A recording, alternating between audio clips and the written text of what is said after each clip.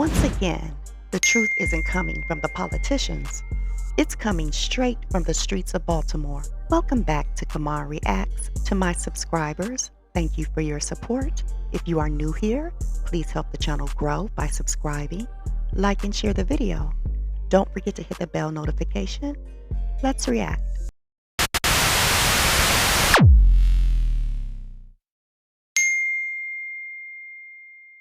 This week, Dirty Harry and Cardiey Clock Boy were interviewed walking their neighborhood, and they had one powerful message for Governor Wes Moore. We're still out here. Where are you at? They're not wrong. Baltimore is drowning in crime, poverty, and broken schools.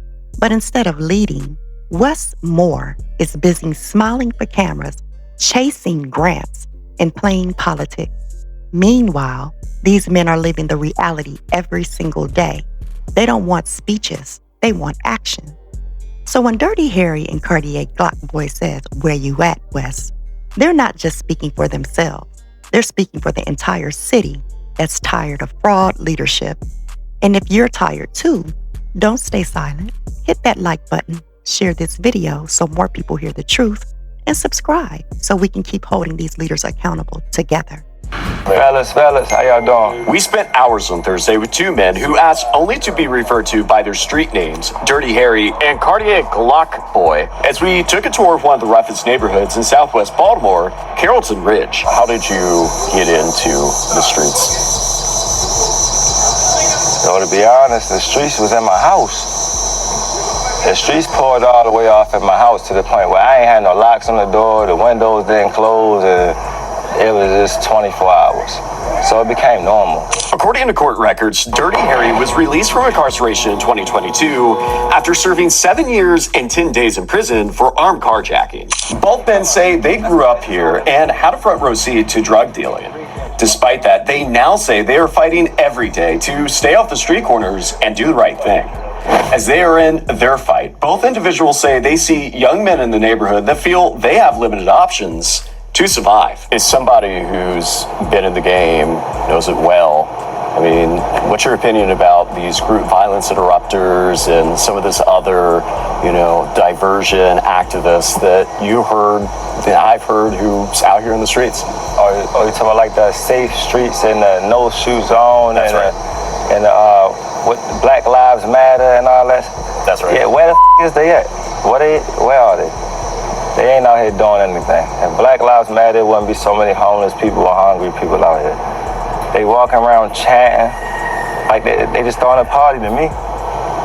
You feel like it's just a political movement, or do you feel like they actually care about people like you to get out of these sorts of conditions? I mean, to me, they just chasing a non-profit grant. They ain't feeding not a soul out here. For the past 2 weeks, Baltimore has been in the national spotlight because of a feud between Maryland Governor Wes Moore and President Donald Trump.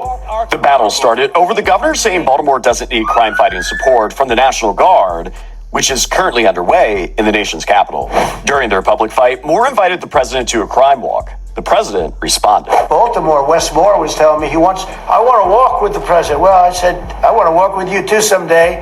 But first you got to clean up your crime, because I'm not walking in Baltimore right now. Baltimore is a hellhole. Using similar messaging he has throughout his media blitz, Moore responded on CNN. And the problem is we are seeing a lack of seriousness from the President of the United States to a very serious situation. And that's why I invited him to come to Baltimore, to come be educated, to come learn, so he doesn't have to spout nonsense from the Oval Office and things that are just blatantly not true about what is actually happening and the work that's happening in coordination to make people feel safer in their neighborhoods. Meanwhile, back in Baltimore with Dirty Harry and Cardiey Clock Boy. Have you seen the governor, his other colleagues, and people who are out here in the streets? Only thing I seen recently just only flaggers. I've never seen the governor out here in the streets. I mean, so what do you make of that? I mean, they're saying that they're out here trying to, discourage, group activity, discourage these things and provide alternatives. I mean, are they? Where? I haven't seen them. What are they discouraging? Everybody else from wanting to even ask them for any help. They don't have no access to them on a personal level, even through a secretary. As the three of us continue to walk through Southwest Baltimore, a community ravaged by crime and drugs for decades, the sense of hopelessness expressed by two men in their mid-30s was clear. Both men say they're trying to pursue a life in music and modeling to pay their way out of Baltimore and Maryland. They say they refuse to stop pressing on despite their community, their neighbors, having little to live for. All they know is these back alleys. It's the life that we know here in Baltimore.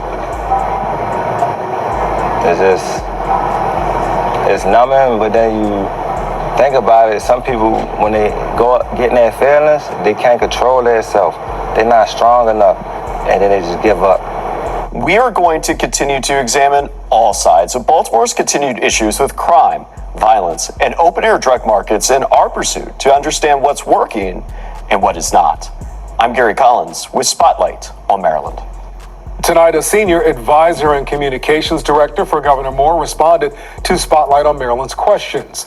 He says Governor Moore has been clear that public safety is his #1 priority, and he's focused on making sure everyone feels safe in their own communities. The statement goes on to say Governor Moore will continue his all-of-the-above approach to combat crime. Thank you for watching. Please like, share, and subscribe, and I'll see you on the next one.